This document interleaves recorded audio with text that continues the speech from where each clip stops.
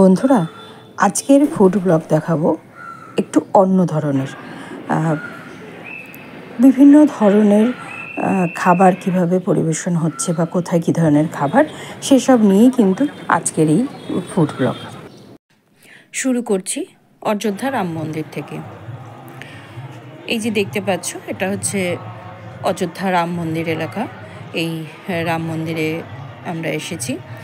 এই যে অযোধ্যা রাম মন্দিরে প্রত্যেক দিন হাজার হাজার লাখ লাখ মানুষকে ভোগ খাওয়ানো হয়। বিশেষ কোনো অনুষ্ঠান বা তিথি নয়, এখানে প্রত্যেক দিন খিচুড়ি রান্না হয় এবং রাতের 8টা পর্যন্ত এখানে প্রসাদ বিতরণ হয়। শুধু খিচুড়ি বলবো না, এখানে খিচুড়িও হয়, আবার ভেজ পোলাও হয়। এবার ডিপেন্ড করে কখন কোনটা দেয়া হবে, তবে যখন যেটা থাকে ভক্তরা কিন্তু সেটাই পায়। এই যে দেখতে পাচ্ছ বন্ধুরা তোমরা, এখানে এইভাবে লাইন দিয়ে, এখানে এরকম সুন্দর ব্যবস্থা করা রয়েছে। এই লাইন দিয়ে প্রসাদ নিতে হয়। এই যে এনারা দিচ্ছেন, এইভাবে এখান থেকে নিজেরা প্রসাদ নিয়ে প্রসাদ খেয়ে পাশে ডাস্টবিন আছে, ডাস্টবিনে ফেলে দিতে হয়। এবং পাশেই রয়েছে আবার জলের ব্যবস্থা করা রয়েছে, ড্রিঙ্কিং ওয়াটারও রয়েছে। এই ব্যবস্থা দেখে ভীষণ ভালো লাগলো আমার, যে এত সুন্দর এখানকার ব্যবস্থা। এবং প্রত্যেক দিন এত এত ভক্তদের যে ওখানে প্রসাদ খাওয়ানো হয়, তবু কিন্তু এতটুকু নোংরা সেখানে নেই। আর এখানে প্রশাসনিক ব্যবস্থা এত সুন্দর যে কোনো রকম সাহায্য কিন্তু তাদের কাছ থেকে আমরা সব সময় পেয়ে যাচ্ছি। এরপরে আমরা চলে যাব বেনারসে। বেনারসে এই যে দেখছি, এখানে খিচুড়ি বাবা মন্দির বলে একটা মন্দির আছে। সেখানে গঙ্গার পার্শ্ববর্তী এলাকাতেই আছে।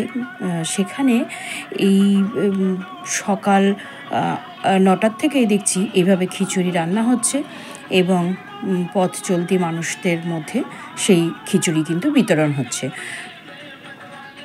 এভাবে দেখো, সুন্দর ব্যবস্থা কিন্তু এখানে, পরিষ্কার পরিচ্ছন্ন। এই পাশে ডাস্টবিনও রয়েছে দেখা যাচ্ছে।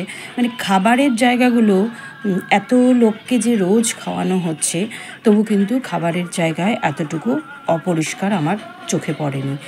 এই খিচুড়ি বাবা মন্দিরে সকাল 9টা থেকে রাত 9টা পর্যন্ত আমি দেখলাম যে রোজ দিন, যে কদিন বেনারসে আমি ছিলাম, রোজ দিন দেখলাম যে সকাল 9টা থেকে রাত 9টা পর্যন্ত এভাবে খিচুড়ি রান্না হয় এবং সেই প্রসাদ বিতরণ হয়।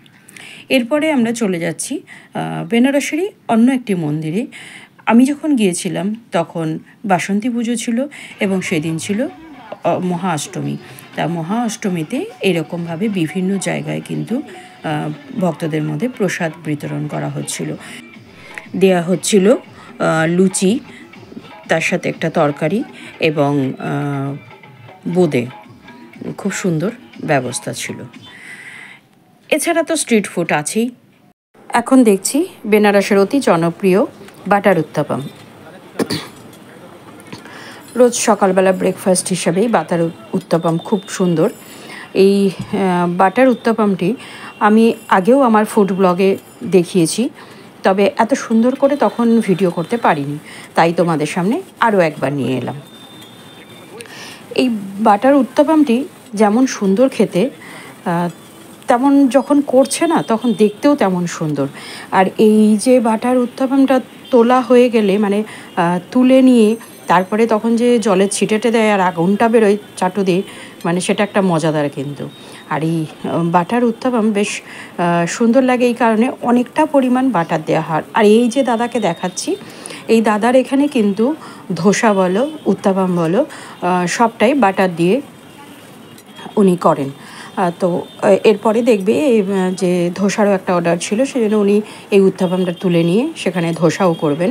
তো বন্ধুরা, তোমরা ধোসাটাও দেখতে পাবে যে কীরকমভাবে করছেন। এই যে দেখো, এই যে জলের ছিটা দিয়ে এই যে আগুনের ব্যাপারটা, এটা একটা অদ্ভুত লেগেছে আমার কাছে। এবং প্রথমটা আমি ভয়ও পেয়ে গেছিলাম, তারপরে বেশ ভালোই। দেখো বাটার ধোসাটা করছেন উনি। তো এই ধোসাতেও উনি এই যে বাটার দিয়ে দিচ্ছেন। সবজি তেমন কিছু দেওয়া থাকে না, শুধু পেঁয়াজ লঙ্কা কুচি দেওয়া থাকে ধোসার মধ্যে। বাকি বেশ টেস্টি হয় খেতে।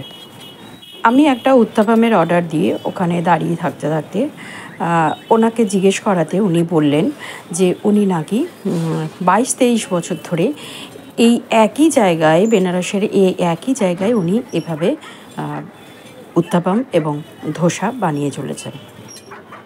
বন্ধুরা, আমার এই ভিডিও যদি তোমাদের ভালো লেগে থাকে তাহলে লাইক কমেন্ট করে অনেক অনেক বেশি করে শেয়ার করার অনুরোধ রইল।